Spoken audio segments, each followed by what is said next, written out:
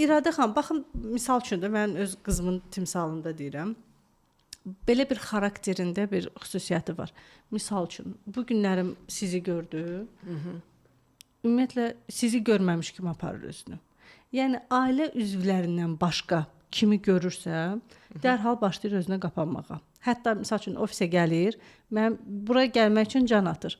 Amma burada tək biz deyilik də, burada əməkdaşlar, digərləri gələn kimi o qapanır, hətta stolun, masanın arxasına, altına keçir, saatlarla orada otura bilər.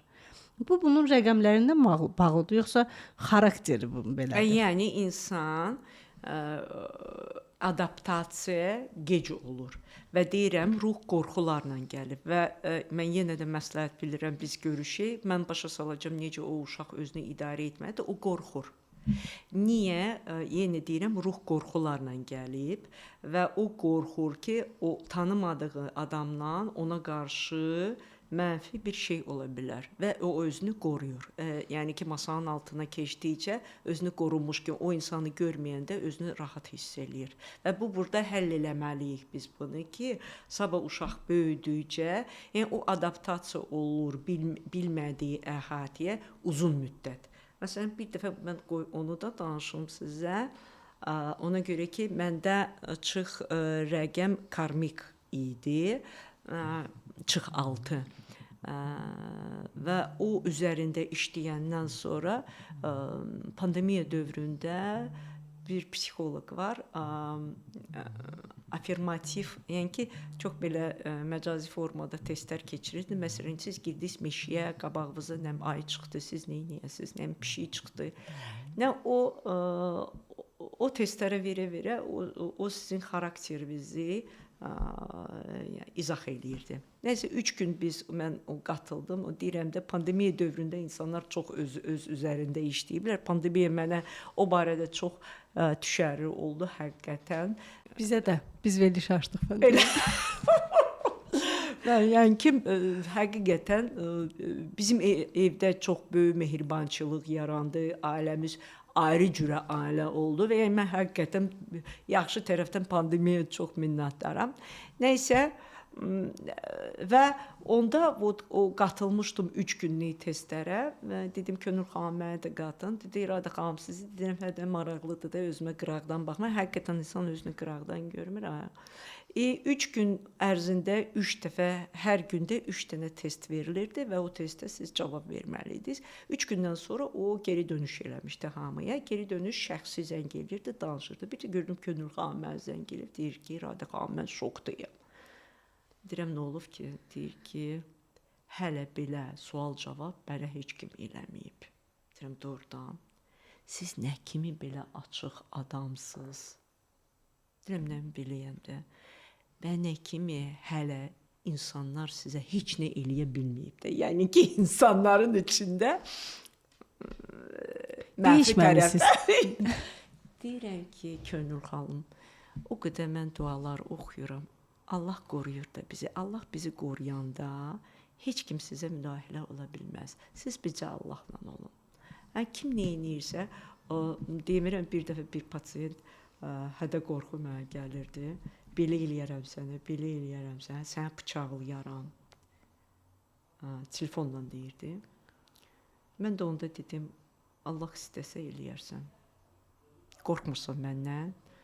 Deyirəm, yox, səndən yox, Allahdan qorxuram. Mən Allahı deyirəm, o qədər sevirəm ki, səndən yox, Allahdan qorxuram.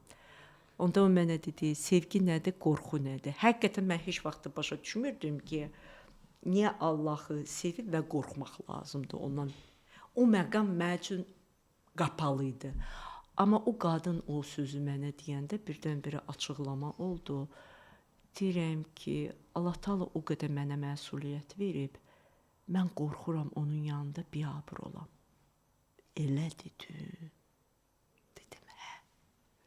Çox şükür dedim ki, Allah o mənə dedirtdirib o sözü. Həqiqətən mən özüm əslində bilmirdim ki, həqiqətən Allahdan qorxmaq lazımdır. Amma onun ayrı bir izahı var.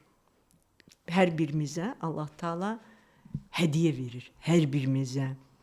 Allah heç kimi hədiyyəsiz qoymur. Sadəcə siz o hədiyyəni qəbul etməyi bacarmalısınız. hər bir insanı Allah Taala özəl yaradıb. Hər insanın öz missiyası var və siz o missiyanı tapıb özünüzə görə, yəni özünüzə görə öz ruhunuzu sevindirə yaşamalısınız. Sadəcə o çox vaxt mənə deyirlər ki, evdə oturarsan, deyirəm Allah eləməsin. Yəni ki, mən o qədər öz sənətimi sevirəm ki, işimi, ailəmi sevirəm, evladlarımı, yoldaşımı, işimi sevirəm. Deyirəm Allah mənə nə qədər ömür veribsə, mən xoşduram. O mənim üçün həyat deyil ki, mən gedim divanda uzanım, yaxud pultayla. O mənə maraqsız gəlir, həqiqətən. Deyirəm boş-boşuna vaxtımı itirdim. Bu nə həyatdır? Yəni o mənə maraqlı deyil, həqiqətən. Sadəcə indi çox vaxtı mən həkim idim də, həm terapevt olmuşam, həm yolxucu həkimi olmuşam, həm barakamera üzrə oksigen həkimi olmuşam, dəri zöhrəvi həkimi olmuşam. Yəni ki, hərbidə işlədiyimə görə orada bilirsiniz necə bir dəfə mənə təyin etmişdilər ki, dəri zöhrəvidə şöbə müdiri olacaqsınız. Deyirəm, vallahi mən dəri zöhrəvi həkimi olacaqsan. Yəni ki, hərbi elədi ki, olacaqsan. Bu istər-istəməz sən dəri zöhrəvini öyrənirsən. Hərbi belədir ki, 55 dənə xəstə birdən-birə gəlirdi və sən o 55 dənə xəstəni gərək idarə edəydin, baxıydın, xəstəlik tarixinə yazıydın, mazol olurdu burada. Bu qeyri-mümkün idi. Və birdən-birə qusardan gəlirdi, pandemiya, dizenteri ilə xəstələr. O soldatlar dururdu, sən ona baxırsan, üzdən baxırdın, deyirdi ki, bu dizenteriya deyil. Yəni o qədər, yəni ki, hərbi elədi ki, insanın quruluşundan, hərəkətindən sən başa düşürdün ki, budur. Bilmirəm, yadınızdadır, yadınızda deyil. Malariya dövründə Delagil, Primakin biz içirdik. Yəni ki, insanlar çox müharibə vaxtı, neçənci illər idi, yalan deyərəm. Yəni ki, çoxsu malariya, epidemiya gedirdi, malariya. Bir də gördüm ki, əmim qızı biz qonşu yaşayırdıq. Çağırırlar ki, Səidən halı pisdir. Qalxıram, Səidə sən malariyasan. Dedi, yox İradə, analiz vermişik, bəs təmiz çıxmışam. Deyirəm, yalan deyir analiz. O saat dərmanları verdim. Sən o kliniki olaraq o qədər, yəni ki, və bu dönəmdə hərbidə olmağım və bu praktikaları keçdiyim, indi hal-hazırda müalicə eləyirəm dərmansız və mən həmişə xoşlanmışam dərmansız müalicə eləməyə.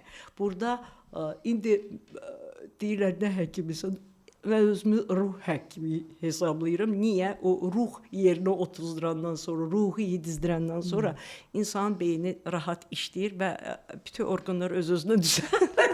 Ona heç dərman lazım olmur. Məsələn, yoqaya gəlirlər, deyirəm ki, siz qəbula yazılmaq istəyirlər, 2-3 ay öncə yazılırlar. Deyirəm, valla yerlər 2 aydan sonradır, siz mənim qəbuluma gəlməzdən öncə, valla yoqaya gəlin, mən hiss eləyəcəm də nə var, nə yox. Sadəcə o nəfəs texnikaları var, o nəfəs texnikaları elədikcə, sən görürsən, bədən harada çalxalanır, harada əllər tutulur. Var orada nəfəs texnikası, Allah hecası ilə, o çox qəşəngdir. Çox gözəl. Yəni ki, bu heca elədikcə 11 dəqiqə onlar nəfəs alırlar. Onlar o Allah hecası ilə nəfəs aldıqca bədən başlayır sirkələnməyə və harda blok var, ora başlayır əməl, ya üşür, ya dodağı tutulur.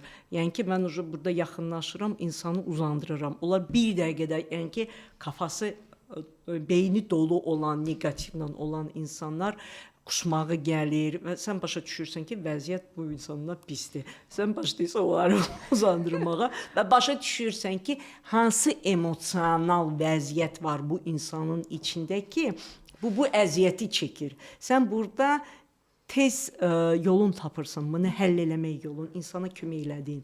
Və bir xanım var, deyir ki, İradə xanım, 2 ay bu çox keçdi, mənim ailəm dağılır, siz məni qəbul etməlisiniz.